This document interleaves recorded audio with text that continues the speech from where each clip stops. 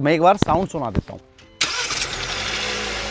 सारे जो इसके सिग्नल हैं वो ऑन हो गए हैं, सारी वार्निंग, और अभी लगातार ये वाइब्रेशन कर रही है। नई डस्टर का माइलेज क्या है भाई? Hills plus highway. मार्केट में इस समय मोस्टली कंपनियां जो गलती कर रही है ना, वो रेनो ने नहीं की इस डस्टर में। वो क्या है, और देखो जैसे हाईवे के बीच में इस तरह के ये टूटे फूटे रोड आ जाते हैं, वहां पर भी ये डस्टर काफी बेहतरीन काम करती है भाई। रास्ते देखो कितने खतरनाक है।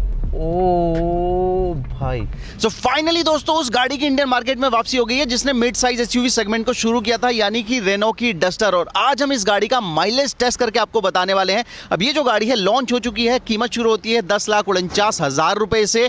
और ये जो हमारे साथ में फिलहाल वेरिएंट है, ये है 1.3 litre turbo petrol manual transmission के साथ। हम फिलहाल देहरादून में हैं। ना सिर्फ हम इस गाड़ी को पहाड़ी इलाके में चलाएंगे या फिर सिटी में चलाएंगे, बल्कि हाईवे पर भी चलाकर एक मिक्स जो रियल वर्ल्ड माइलेज है वो आपको बताने वाले हैं। लेकिन सबसे पहले कराते हैं इस गाड़ी का टैंक फुल। भैया वैसे तो ये फुल है, लेकिन हमें ऊपर तक भराना है ताकि हम माइलेज टेस्ट कर पाएं। ये आप देख रहे होंगे यहाँ पर साफ लिखा हुआ है अप टू E20 ओनली, जो कि फिलहाल इंडिया में चल रहा है।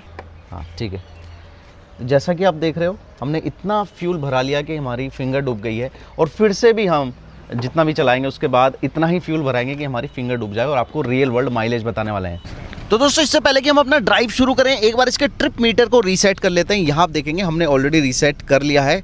ओके के बटन को 3 सेकंड दबा के रखेंगे तो ये रीसेट हो जाता है। 0 किलोमीटर पे आ गया है, और जो ओडोमीटर है वो है 354 किलोमीटर। और यहाँ आप देखेंगे अभी दिखा रहा है कि ये फुल टैंक में 600 किलोमीटर चल सकती है। हालांकि मुझे लगता है कि हमारी ड्राइविंग के अकॉर्डिंग ये जो किलोमीटर्स हैं ये बढ़ जाएंगे, बेटर हो जाएंगे। इससे पहले मैं अपना ड्राइव एक्सपीरियंस आपके साथ शेयर करूँ, इसको लेके चलते हैं किसी सुंदर लोकेशन पे और हल्का सा एक्सटीरियर को जान लेते हैं, एक्सटीरियर को समझ लेते हैं। तो दोस्तों जैसे ही हम एक्सटीरियर दिखाने के लिए एक लोकेशन पे आए, देहरादून का मौसम है, कभी बारिश हो रही है कभी रुक रही है, और क्या तो ज़बरदस्त लग रही है इस बारिश में। लेकिन हम बात करते हैं एक्सटीरियर में क्या क्या बदला, जल्दी से बता देता हूं। सबसे पहले आप देखेंगे कि भाई क्या तो ज़बरदस्त लुक है, स्पेशली फ्रंट से। फ्रंट में आप देखेंगे एकदम नए तरीके की ग्रिल आपको देखने को मिलेगी, जिस पर रेनो कहीं नहीं दिखेगा आपको लिखा हुआ दिखेगा डस्टर, वो भी नियॉन कलर में, और जो सिल्वर है उसके साथ में। ज़बरदस्त लग रही है फ्रंट से, और बड़ी सी आपको ये बम्पर देखने को मिलेगा, जिसकी वजह से ये ओवरऑल जो फ्रंट लुक है ना, काफ़ी तगड़ा सा मस्कुलर सा फील होने वाला है। और फ्रंट में आपको एक पार्किंग कैमरा भी मिलता है, साथ में पार्किंग सेंसर्स भी आपको दिए गए हैं। 18 इंच के आपको अलॉय व्हील मिलेंगे, और इस गाड़ी में ना आपको जो साइड प्रोफाइल है वो ओवरऑल आपको पुरानी डस्टर की याद दिला सकता है, लेकिन बहुत सारी नई मॉडर्न चीज़ें भी ऐड ऑन कर दी गई हैं। क्योंकि ये रेनो डस्टर वापस आ गई है, तो यहाँ पर आपको एक एम्बलम दिखने को मिलेगा, डस्टर आइकॉनिक, और यहाँ पर थोड़ा माउंटेन जैसा बना हुआ है, जो कि बता रहा है कि भैया इस गाड़ी को आप कहाँ ले जा सकते हैं। आप देखेंगे कि जो रियर दरवाजे खोलने का मामला है ना, वो कुछ यहाँ पर दिया गया है, जो कुछ लोगों को पसंद भी आता है, कुछ को नहीं। और जो डोर ओपनिंग है वो 90 डिग्री नहीं मिलती है। और एक चीज़ नोटिस करने वाली ये है कि जो गाड़ी फ्रंट से काफ़ी मस्कुलर लगती है, वो पीछे आते आते कॉम्पैक्ट हो जाती है। यानी साइज वाइज अगर आप इसको साइड से देखेंगे या पीछे से देखेंगे तो शायद आपको ये उतनी बड़ी ना लगे जितनी कि फ्रंट से लगती है। उसकी वजह है ये जो क्वार्टर ग्लास है ये काफ़ी छोटा हो जाता है, और पीछे भी कॉम्पैक्ट जैसा डिज़ाइन आपको देखने को मिलता है। एक LED लाइट बार देखने को मिल जाएगी, और LED हेडलैम्प की तरह LED टेल लैम्प का भी सेटअप देखने को मिल जाता है। पीछे बड़ा सा डस्टर लिखा हुआ दिख जाएगा। तो ये ओवरऑल इसका लुक है। और अगर हम बूट स्पेस की बात करें तो इसमें आपको इलेक्ट्रिक बूट ओपनिंग मिलने वाली है, और कंपनी क्लेम कर रही है कि सेगमेंट का सबसे बड़ा 700 लीटर का बूट स्पेस आपको मिल जाने वाला है। लेकिन 700 लीटर वो यहाँ तक है, जो कि कोई सामान नहीं भरने वाला, रेयरली भरेगा। लेकिन जो एक्चुअल जो इसका बूट स्पेस है जो यहाँ तक नापेंगे तो 518 लीटर का है, और इतना बूट स्पेस भी काफ़ी डिसेंट है। हमने 3 सूटकेस रख के आपको दिखाया, अभी भी जगह इसमें बची हुई है, और इलेक्ट्रिक तरीके से ही आप इसका जो बूट है उसको बंद कर सकते हैं। एक और चीज़ मैं बताना भूल गया, इसका जो ग्राउंड क्लियरेंस है ना वो 212 mm का है। ऐसे प्रीमियम इंटीरियर के साथ जो गाड़ी की स्मेल है, खुशबू है, वो भी तो प्रीमियम होनी चाहिए। इसीलिए मैं आपको सजेस्ट करता हूँ इन्वॉल्व का ये element aqua ice car perfume. अब ये जो कार परफ्यूम है इसको इस्तेमाल करना बहुत आसान है। सिंपली इस टैग को लटका लो अपनी गाड़ी में, और ये जो स्प्रे है इसको इस पर छिड़क दो। अब जो महकाएगा ना ये केबिन को, हर कोई बोलेगा भाई कहाँ से खरीदना है, बस मुझे एड्रेस बता दो। तो इसको सिंपली खरीदने के लिए मैं डिस्क्रिप्शन में लिंक दे दूंगा। मेरा कूपन कोड यूज करने पे 10% ऑफ भी मिलेगा। और आपको बताऊं ये छोटी सी बोतल ना 200 से ज्यादा स्प्रे आपको ऑफर करती है, यानी ये छोटी सी बोतल ही लंबी चलने वाली है। एक बार ये जो इंजन है ना, इसकी आवाज और वाइब्रेशन वगैरह आपको मैं फील करा देता हूं। तो देखो भाई, ये जो बोनेट है ना, ये हाइड्रोलिक स्टड के साथ में आता है, यानी आपको सिंपली हल्का सा छूना और ये ऊपर चला जाएगा। बढ़िया सा इंसुलेशन ऊपर दिया गया है। और आप देखेंगे इंजन के ऊपर कोई कवरिंग नहीं है, लेकिन आपको बताऊं जब ये लॉन्च हुई थी ना, तब इसमें ऊपर कवर लगा हुआ था, जो कि अब हटा दिया है। अब ये नहीं पता कि भैया कवर मिलेगा नहीं मिलेगा। तो मैं एक बार साउंड सुना देता हूं।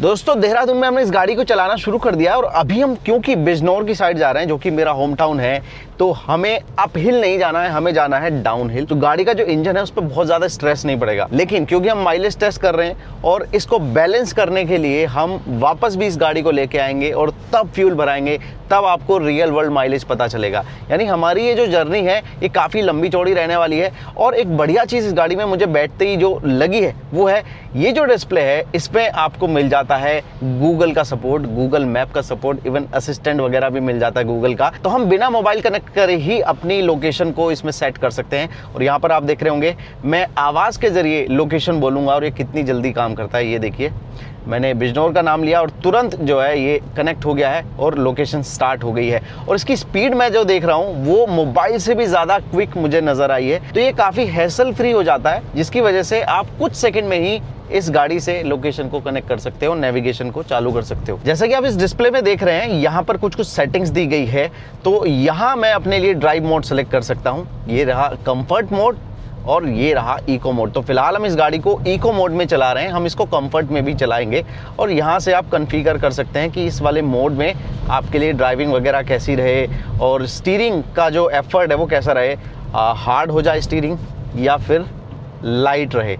तो वो चीज़ें आप अपने हिसाब से सेलेक्ट कर सकते हो। स्टीयरिंग के अलावा इंजन इको में ऑलरेडी है ही, वो भी आप सेलेक्ट कर सकते हो। अब देखो इस गाड़ी में आपको मिलते हैं 3 इंजन के ऑप्शन। पहला है 1 लीटर का टर्बो पेट्रोल जो कि 100 PS की पावर देने वाला है। दूसरा है 1.3 लीटर का टर्बो पेट्रोल जो कि हम ड्राइव कर रहे हैं, जो निकालता है 163 PS की पावर। और इसमें आपको 2 गियर बॉक्स के ऑप्शन है, 6 स्पीड का मैनुअल भी है और आपको ऑटोमेटिक का भी ऑप्शन मिल जाता है। साथ ही थर्ड ऑप्शन जो कि फिलहाल आया नहीं है वो है 1.8 लीटर का स्ट्रॉन्ग हाइब्रिड। अब ये वाला स्ट्रॉन्ग हाइब्रिड जो है ये आपको इस साल के आखिरी तक मिलना शुरू होगा। और यहाँ पर इसका जो 360 डिग्री कैमरा है वो काफी हेल्पफुल साबित हो सकता है। देखिए अलग से कोई बटन नहीं दिया गया 360 कैमरा के लिए, लेकिन यहाँ स्क्रीन से आप इसको एक्सेस कर सकते हैं और ये इस तरह का इसका कैमरा मिल जाने वाला है। अलग अलग एंगल से व्यू आप सिलेक्ट कर सकते हो। ये जो कैमरा है ये हेल्पफुल है, लेकिन क्वालिटी मैं कहना चाहूँगा वन ऑफ दी बेस्ट नहीं, अपने सेगमेंट में बेस्ट नहीं है। थोड़ी सी डिसेंट सी क्वालिटी, एवरेज क्वालिटी मैं कहूँगा, क्योंकि इस सेगमेंट में अगर आप किया की गाड़ी देखेंगे, hyundai की देखेंगे, टाटा की देखेंगे तो वहाँ पर आपको सुपर क्वालिटी का कैमरा मिलता है। बट अभी भी कुछ गाड़ियां हैं, जैसे कि हमने स्कोडा कुशाक अभी हाल ही में चलाई थी, उसमें सिर्फ रियर कैमरा था, तो उससे तो बेटर वाली सिचुएशन में फिलहाल ये डस्टर है। तो एक तो अच्छी चीज़ कह लीजिए या थोड़ी सी डिफरेंट कह लीजिए, इस गाड़ी को स्टार्ट करने के लिए भले ही ये मैनुअल है, आपको क्लच दबाने की जरूरत नहीं है, सिर्फ ब्रेक पे पाँव रखेंगे और स्टार्ट का बटन दबा देंगे तो ये स्टार्ट हो जाती है। यहाँ से मैं लगाऊंगा फर्स्ट गियर और आपको दिखाता हूँ ऐसे बम्पर टू बम्पर ट्रैफिक में जब इसको चलाते हैं तो कैसा फील होता है। तो हल्की सी स्पीड के साथ ये गाड़ी जो है उठ जाती है फर्स्ट गियर में। तो एक बार मैं आपको सेकंड गियर में भी उठा के दिखाऊंगा किस तरह से उठती है। थोड़ा सा यहाँ से निकल जाते हैं, कोई बड़ी इंजन पे स्ट्रेस या इंजन नॉइस ऐसी आपको फील नहीं होने वाली। सिटी कंडीशन में इस तरह का इसका 6 स्पीड का मैनुअल गियर बॉक्स मिलता है। यहाँ लगाया मैंने सेकंड गियर और एक बार उठा के आपको दिखाता हूँ गाड़ी को। सेकंड गियर में इजीली ये गाड़ी उठ जाती है भाई। कई बार ऐसी सिचुएशन आ जाती है कि आपको सेकंड गियर में ही लो स्पीड पे चलाना पड़ता है। जैसे अभी मैं सेकंड गियर में हूँ, ये देखिए, और आराम से मैं चल पा रहा हूँ एक डिसेंट सी स्पीड पे। इवन अगर मैं थर्ड गियर भी लगा देता हूँ, अभी मैं 23 पे चल रहा हूँ, अभी मैं मान लीजिए और थोड़ा सा स्लो हो जाता हूँ, इससे भी अगर मैं स्लो हो जाऊँ तो 20 की स्पीड पे भी ये थर्ड गियर में चल रही है। यानी इसका जो गियर रेशियो है वो काफ़ी बेहतरीन है, आपको बार बार गियर शिफ्ट करने की ज़रूरत फील होगी नहीं।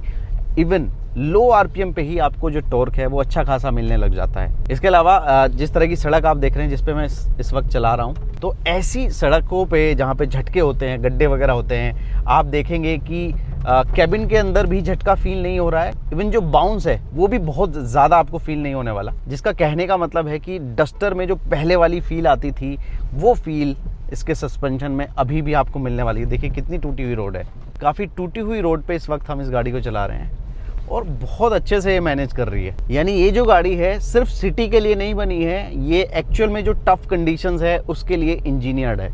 और भाई लोग क्या क्या जुगाड़ करते हैं सामान रखने के लिए, स्पेशली जो बड़ी गाड़ियाँ होती हैं। वो देखो सामने एक जा रही है इनोवा क्रिस्टा, और उसने रूफ पे या बूट में सामान की जगह नहीं बची, उस वजह से देखो क्या जुगाड़ किया हुआ है। पीछे एक एंगल लगाई दो और उस पर कुछ चेयर जैसा बिछाया और देखो कितना सामान रखा हुआ है। भाई मतलब एक गाड़ी को ना मिनी ट्रक बना दिया है। इंटीरियर की बात करोगे तो भाई अंदर आते ही आपको लगेगा कि भाई कोई तो फ्रेश जैसी गाड़ी है, कोई तो विदेशी मॉडल है जिसमें आप बैठ गए हैं। यानी इस तरह का इंटीरियर आपको पुरानी किसी गाड़ी की याद नहीं दिलाएगा, या फिर मार्केट में जो गाड़ियां हैं उनसे काफ़ी अलग लगने वाला है। जैसे यहाँ पर बहुत सारे लेयर दिए गए हैं अलग अलग। यहाँ पर हार्ड प्लास्टिक है, तो यहाँ पर जस्ट नीचे आ गया कार्बन फिनिश, उसके नीचे सिल्वर फिनिश आ गया और उसके नीचे ये सॉफ्ट टच मटेरियल आ गया। अब सॉफ्ट टच की बात करोगे तो लेदर का इस्तेमाल बहुत जगहों पे किया है। देखो यहाँ पर किया है, उधर डोर्स पर देखोगे वहाँ पर किया है, नीचे भी सॉफ्ट टच मटेरियल है, सीटें भी लेदरेट हो गई, इवन जो स्टीयरिंग है वो भी लेदरेट में है और आर्म रेस्ट में भी लेदर का इस्तेमाल किया गया है। और उसके ऊपर जो ये नियॉन कलर की स्टिचिंग दी गई है, ये ओवरऑल कॉम्बिनेशन जो है इस गाड़ी को जो एडवेंचर वाला मामला है वो वाली फील देने वाला है। बात करते हैं फीचर्स की, तो ये देखेंगे 2 डिस्प्ले दिए गए हैं और एकदम से कॉकपिट वाली फील देने के लिए ये जो डिस्प्ले है इंफोटेनमेंट वाला, एंटरटेनमेंट वाला, ये ड्राइवर की तरफ हल्का सा ऐसे रखा गया है और छोटी छोटी चीज़ों में दिमाग लगाया है। गूगल का सपोर्ट मिल जाता है दोनों डिस्प्ले में। ड्राइवर वाला जो है 10.25 इंच का, उसमें भी गूगल का सपोर्ट है और इसमें भी गूगल का सपोर्ट है, जो कि मैं पहले ही दिखा चुका हूं कि आपकी आवाज़ पे सारे काम हो जाएंगे, मोबाइल कनेक्ट करने की ज़रूरत नहीं है। जैसे कि हमने भी पिछले 3-4 घंटे से गाड़ी चला रहे हैं, मोबाइल कनेक्ट किया ही नहीं, क्योंकि ये ऑलरेडी काफ़ी क्विक काम करता है। साथ में गूगल असिस्टेंट भी है जिसमें बोल के आप बहुत सारे काम करवा सकते हैं। ये वाला जो डिस्प्ले है इसमें जो एनिमेशन है, जो ग्राफिक्स हैं वो बहुत ही प्यारे हैं। यहाँ पर जो बटन दिया गया है देखो स्टीयरिंग पर, मैं दबाऊंगा और ऊपर यहाँ पर देखना कैसे चीज़ें चेंज हो रही है। वाह वाह, ये देखो फुल मैप आ गया यहाँ पे। तो भाई ये जो फीचर है ये हमने एक्सपेंसिव गाड़ियों में देखा है। इस सेगमेंट में गाड़ियाँ जो आ रही हैं वो टर्न बाय टर्न नेविगेशन तो सपोर्ट कर रही हैं, लेकिन इस तरह से मैप दिखाना मज़ा आ गया भाई। आप स्टीयरिंग पर देखेंगे इस साइड में जो कंट्रोल्स हैं वो आपको क्रूज कंट्रोल के मिल जाते हैं, इस साइड में ये डिस्प्ले वगैरह के कंट्रोल हैं। लेकिन मार्केट में इस समय मोस्टली कंपनियां जो गलती कर रही है ना, वो रेनो ने नहीं की इस डस्टर में। वो क्या है, एसी के कंट्रोल बहुत सारी कंपनियां टच बेस्ड बना रही हैं, जो कि मुझे भी और बहुत अधिकतर जो लोग हैं उनको समझ में नहीं आता। भाई गाड़ी चलाते चलाते डिस्टर्बेंस होता है, इसलिए यहाँ फिजिकल कंट्रोल दिए गए हैं सारे एसी के जो भी फंक्शन है उसके। डुअल जोन एसी कंट्रोल दिए गए हैं आगे दोनों पैसेंजर के लिए, और इसके साथ में पोल्यूशन की कोई प्रॉब्लम ना हो इसलिए इसमें PM 2.5 का फिल्टर भी दिया गया है। यहाँ पर आप देख सकते हैं ये एकदम साफ हवा आपको मिलेगी, और केबिन के अंदर जो इस समय का माहौल है वो 15 से भी कम है, यानी वेरी गुड कंडीशन में इसके अंदर एयर प्यूरिफायर जो है वो काम कर रहा है। अब देखो कंपनी के 1-2 फीचर ऐसे हैं जो कि मुझे बहुत ही ज़्यादा स्मार्ट लगे हैं, लेकिन 1-2 फीचर हैं जो कि मुझे उतना समझ में नहीं आए, गड़बड़ लगा है। जैसे जो स्मार्ट फीचर लगा वो क्या है, चार्जिंग की चीज़ें आप देखेंगे 2 Type-C पोर्ट दिए गए हैं और एक 12 वोल्ट का सॉकेट दिया गया है। थर्ड जो है वायरलेस चार्जिंग दी गई है, कोई बड़ी चीज़ नहीं है। लेकिन वायरलेस चार्जिंग में क्या दिमाग लगाया कंपनी ने, ये जो बीच में आप पार्ट देख रहे हो ये बेसिकली एक मैग्नेट है, जो कि इस फ़ोन को जब मैं यहाँ पर रखता हूँ, प्लेस करता हूँ, तो इसको कब्जा के जकड़ लेती है और ये फ़ोन जो है अपनी जगह से हिलेगा नहीं और तुरंत जो है वायरलेस चार्जिंग भी शुरू हो जाती है। देखो यहाँ पर आपने देख लिया। साथ में हल्का सा यहाँ वाला जो पार्ट है ना वो गहरा रखा गया है, ताकि मेरे जो आईफोन है उसका जो ये कैमरा वाला पार्ट है, ये जो निकला हुआ है, ये इजीली यहाँ पर प्लेस हो पाए, मतलब अनइवन ना रहे जो फ्लोर है। ये स्मार्ट मूव लगा। ऊपर भी आपको एक फ्लोर मिल जाता है सामान या अपना फ़ोन वगैरह रखने के लिए। यहाँ पर कुछ कुछ स्पेस दिए गए हैं, लेकिन जो गड़बड़ चीज़ लगी मुझे वो क्या है, यहाँ एक जगह दी गई है जो कि देखने से लग रहा है कि शायद चाबी रखने के लिए होगी, लेकिन ये जो चाबी है ये अगर मैं रखूँ यहाँ पे कैसे आएगी, आ ही नहीं पा रही। अगर मैं टेढ़ी करके रखूँगा तो आ रही है, वो भी खड़ी है। ठीक है, तो ये स्पेस मुझे हल्का सा समझ में नहीं आया। दूसरा, यहाँ कप होल्डर के बीच में भी एक जगह दी गई है, अब ये देखने में ऐसा लग रहा है कि शायद मोबाइल यहाँ पे मैं खड़ा कर सकता हूँ, लेकिन अगर मैं करने की कोशिश करूँ तो वो भी खड़ा हो नहीं पा रहा है। तो ये एक दो चीज़ें थी जो कि कंपनी ने स्मार्ट मूव करने की कोशिश करी है। कुछ चीज़ों में सक्सेस मिली है, लेकिन कुछ थोड़ा सा कंफ्यूजिंग हो गई है। और भाई बाकी फीचर्स की बात करोगे तो सबका फेवरेट, इंडियंस का फेवरेट पैनारोमिक सनरूफ मिल जाता है। काफ़ी ज़्यादा बड़ा है, देखो पीछे तक पहुंच जाता है, रूफ में ऑलमोस्ट फैला हुआ है। इसके अलावा आपको चार्जिंग वगैरह मिल जाता है, ऑटोमेटिक एसी मिल जाता है, ADAS मिल जाता है आपको। और हाँ भाई, आपके कंफर्ट के लिए आगे की जो दोनों सीटें हैं ना, वो इलेक्ट्रिक एडजस्टमेंट के साथ में भी आती हैं और साथ में वेंटिलेशन भी दिया गया है। जो सीट है उसके साइड में एक बटन दिया गया है, उसको दबा के आप वेंटिलेशन का जो लेवल है वो अपने हिसाब से एडजस्ट कर सकते हो। मेरे राइट साइड में देखोगे भोले शंकर की तस्वीर है और उसके साइड में आपको हर की पौड़ी नजर आ रही होगी। यानी इस वक्त हम हरिद्वार आ चुके हैं भाई, देहरादून से। तो भाई क्योंकि अब हम एक हाईवे पे आ गए हैं, तो अब मैं इजीली 5th और 6th गियर में इस गाड़ी को ले जा पा रहा हूँ। तो भाई बारिश का मौसम है और यहाँ हम हाईवे पर इसके टर्बो इंजन का असली फील ले सकते हैं, असली पावर को पता कर सकते हैं। अभी आप देख रहे होंगे मैं 6th गियर में हूँ, 80 की स्पीड पे चल रहा हूँ और जो RPM है वो 2000 से कम है, जिसकी वजह से जो आपका माइलेज है वो काफ़ी अच्छा खासा मिलने वाला है। 6 स्पीड का ये मैनुअल गियर बॉक्स है।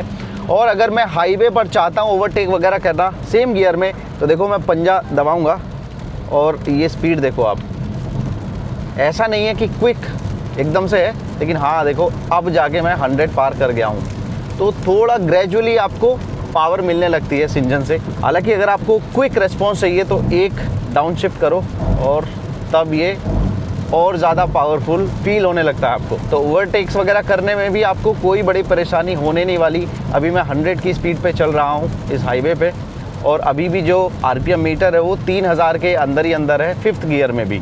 अगर मैं 6 लगाता हूँ तो RPM और थोड़ा सा बेटर हो जाता है, करीब 2000 RPM के 2500 के आसपास में आ जाता है। और अगर हम बात करें टर्बो लैग की, तो वो भी ना के बराबर फील होगा आपको हाईवे पर चलाते हुए। और हाई स्पीड पे जब आप इस गाड़ी को चलाएंगे तो आपको काफ़ी कंट्रोल लगेगी। स्टीयरिंग थोड़ा सा आप एडजस्ट कर सकते हैं, हार्ड या सॉफ्ट, तो उसकी वजह से भी ये गाड़ी आपको कॉन्फिडेंस देती है, स्पेशली हाईवे पर जब आप चला रहे हो। और एक और चीज़ नोटिस करने वाली ये है कि इसका जो इंसुलेशन है पहले के मुकाबले काफ़ी इम्प्रूव हुआ है। आपको इंजन नॉइस काफ़ी कंट्रोल मैनर में आती है अंदर, जिसकी वजह से जब आप लॉन्ग ड्राइव्स पर जाएंगे तो फटीग कम होगी और आपको थकान कम फील होने वाली है। और देखो जैसे हाईवे के बीच में इस तरह के ये टूटे फूटे रोड आ जाते हैं, वहाँ पर भी ये डस्टर काफ़ी बेहतरीन काम करती है भाई। आपको लगेगा कि हाँ ये SUV इंडियन रोड्स के लिए ही बनी हुई है। कुल मिलाकर बात यह है कि ये इंजन आपको माइलेज भी दे सकता है, आपको परफॉर्मेंस भी दे सकता है। बस डिपेंड ये करता है कि आपका पाँव कैसा चल रहा है, उसी हिसाब से उनका बैलेंस रहने वाला है। दोस्तों यहाँ पर आपको मेरा ट्रिप मीटर देखना चाहिए, जो कि कह रहा है कि हम देहरादून से आ गए हैं कितना, 100 किलोमीटर दूर। यानी कि हमने हिल्स का डाउन हिल और हाईवे प्लस थोड़ा बोड़ा सिटी कुल मिलाकर 100 किलोमीटर चला दी है। अब आगे जो भी यू टर्न होगा वहाँ से हम यू टर्न ले लेंगे। अब हम आ गए हैं डस्टर की रियर सीट को चेक करने के लिए कि यहाँ पर आपको कैसा एक्सपीरियंस मिलता है। अगर लेग रूम और हेड रूम की बात करोगे तो पर्याप्त लेग रूम मिलने वाला है। अगर आप 6 फीट के भी हैं तो भी आप आराम से पीछे 2 बंदे बैठ के लॉन्ग जर्नी पे जा सकते हैं। काफ़ी अच्छा खासा स्पेस आपको मिल जाएगा हेडरूम के लिए भी और लेग रूम के लिए भी। और सीटें जो दी गई हैं उनका डिज़ाइन ऐसा है कि हल्का सा गहरा कर दिया गया है, जिसकी वजह से और ज़्यादा कंफर्टेबल और ज़्यादा स्पेशियस आपको फील होगा। स्पेशियस फील होने की बात हुई है तो जो ग्लास एरिया है वो भी काफ़ी चौड़ा है और ऊपर से जो सनरूफ है वो भी आपको खुला खुला फील कराने वाला है। कंफर्ट के लिए आपको क्या मिल जाता है, एक आर्म रेस्ट मिल जाता है जिसमें 2 कप होल्डर भी हैं और साथ में क्योंकि प्रैक्टिकल फीचर्स इसमें भर भर के मिलते हैं तो एक मोबाइल रखने के लिए अलग से स्पेस दिया गया है इसी कप होल्डर में। और ये जो है काफ़ी प्रीमियम क्वालिटी का फील होता है, पूरा काफ़ी स्टडी सा है, आपको लगेगा कि हाँ यार इसमें दम तो है। और तीनों लोगों के लिए अलग अलग हेड रेस्ट भी दिए गए हैं। लेकिन बीच में क्या एडल्ट को बैठा सकते हैं, अगर औसत हाइट का है तो बैठा सकते हैं, लेकिन अगर वो लंबा है तो उसको प्रॉब्लम होगी क्योंकि बीच में अच्छा खासा टनल देखने को मिल जाता है। तो मेरे हिसाब से 4 एडल्ट बैठ जाएंगे टोटल इस गाड़ी में और बीच में आप बच्चा बैठाएं तो ज़्यादा बढ़िया है लॉन्ग जर्नी के लिए। लेकिन कुछ चीज़ें मिसिंग भी है। नंबर 1 चीज़, रियर में कोई सनशेड या कर्टेन नहीं दिया गया और आजकल गाड़ियों में ये फीचर मिलने लगा है, लेकिन यहाँ पर भी मिल जाता तो और बढ़िया रहता। दोस्तों देहरादून जो है जो सिर्फ 19 किलोमीटर बचा हुआ है और मेरे जो ट्रिप मीटर है उसमें हम 181 किलोमीटर क्लॉक कर चुके हैं। भाई जैसा कि आप देख रहे हो अभी गाड़ी खुद से बंद होगी और सारे जो इसके सिग्नल है वो ऑन हो गए हैं। सारी वार्निंग, और अभी लगातार ये वाइब्रेशन कर रही है। मैं एक बार क्लच छोड़ के फिर से स्टार्ट करने की कोशिश करता हूँ। यहाँ पे आप देखोगे सारी वार्निंग लाइट्स ऑन हो गई हैं। कई बार होता है ना, जैसे गियर और जो स्पीड है उसका रेशियो थोड़ा सा गड़बड़ा जाए तो गाड़ी रुक जाती है, तो वैसे रुकी और उसके बाद ये लगातार झ उसकी आवाज़ कर रही थी और वाइब्रेशन कर रही थी, लेकिन स्टार्ट नहीं हुई। मैं ट्राई करता हूँ एक बार, इसको इग्निशन को बंद करता हूँ और एक बार फिर से ट्राई करता हूँ स्टार्ट करने का। स्टार्ट हो गई है भाई। तो वो पता नहीं क्यों प्रॉब्लम हुई, लेकिन थोड़ी सी अटपटी थी। तो जैसा कि आप देख रहे हो, देहरादून क्रॉस करने के बाद भी हमारे जो किलोमीटर्स हैं वो लगभग 200 किलोमीटर पार होने वाले हैं, और जो सामने रास्ता चल रहा है वो ऑलमोस्ट पहाड़ी वाला आ चुका है, जिसका हमें तब से इंतज़ार था, ताकि हम एक्सपीरियंस कर पाएँ कि अप हिल पे ये गाड़ी कैसा परफॉर्म करती है। और भाई बारिश जो है वो लगातार पड़ रही है, और ऐसे मौसम में तो यहाँ पे ड्राइव करने का एक अलग ही मज़ा है। देखो सामने पहाड़ है, चारों तरफ पेड़ ही पेड़ हैं, और एक खुली सी सड़क हमारे सामने है।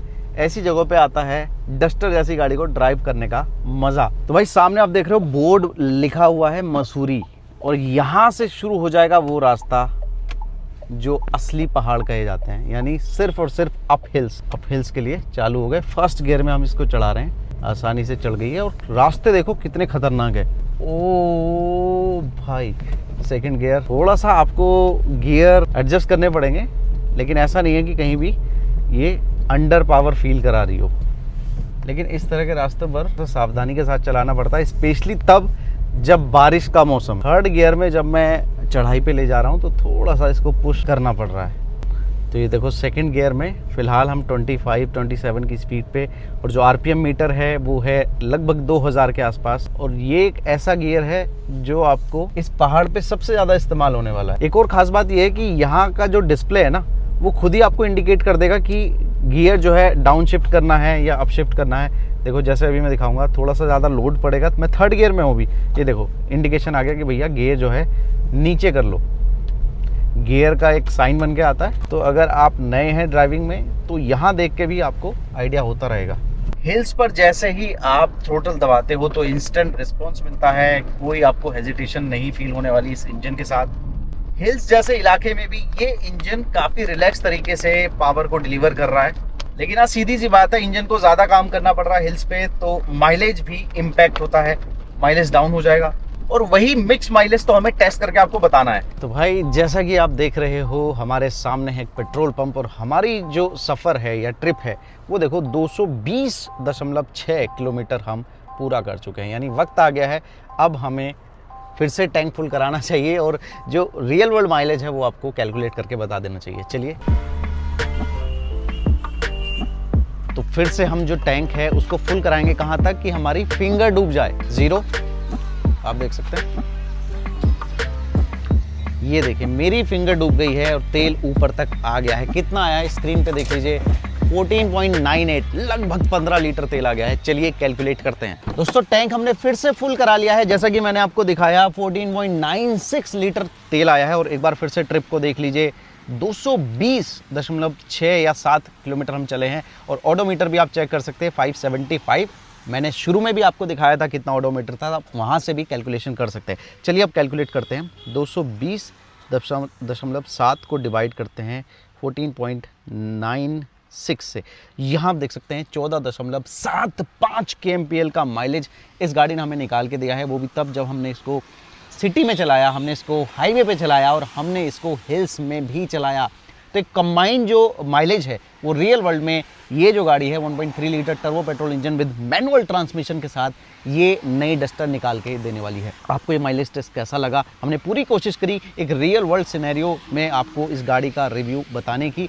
आई होप आपको पसंद आएगा। फिर भी कोई सवाल है इस गाड़ी को लेकर तो कॉमेंट में पूछ लेना। इस वीडियो में इतना ही भाई। सेफ चलिए, सीट बेल्ट लगाकर चलिए, पीछे जो बैठे हैं उनको भी सीट बेल्ट ज़रूर लगाइए। Thank you so much.